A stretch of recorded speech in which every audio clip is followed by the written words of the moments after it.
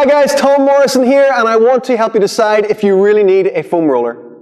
Firstly, let's not get into who's right and who's wrong debate. I simply want to point out some reasons that you may be chasing symptoms rather than working on causes. If you're feeling tight and stiff all of the time and you feel like you cannot go to the gym without your foam roller, then this video is for you.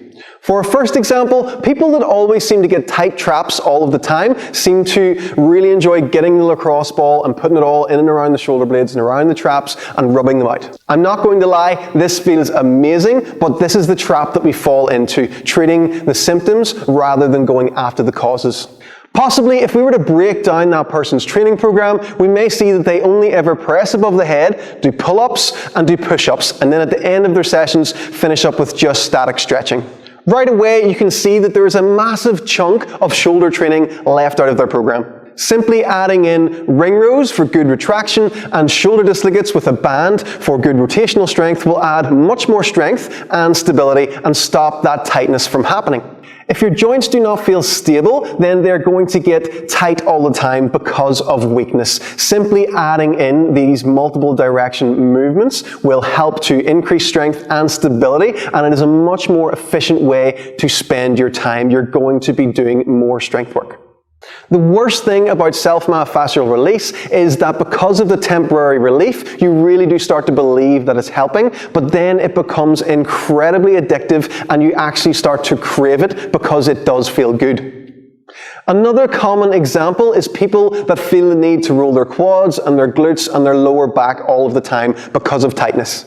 But let's stop and think for a minute. Why would these things be tight all the time? What is the reason? Why are there people out there that can train hard every day and they never feel the need to do this? Why are you so different? A scary amount of the time, it actually comes down to people's inability to do simple exercises. Take the single leg deadlift, for example. If you struggle to do this easily for 10 reps on each side with good awareness in your hamstrings and a good hinge position with a nice flat back, then you're missing a fundamental piece of strength. Your feet are going to be weak, your core is not going to be developed properly, and your hips are not going to have good stability either. You should not be lifting weights. This is where all of that tightness will be coming from. If your body is really disconnected and cannot perform these movements, then you're not going to be developing yourself good physically or neurologically. So to recap, before jumping on the X, Y, and Z bandwagon of I have this tight muscle and I have that tight muscle, make sure to break down your programming and see, are you respecting your joints and stability, and then also make sure you can do fundamental movements that require good balance and good core strength. If you train at an extremely high level and you have done for years and foam rolling is a part of your routine, then that's absolutely fine if you have the time for it. But if you feel like you absolutely have to do it as a part of your session and you really rely on it, then these are some of the things that you may want to check.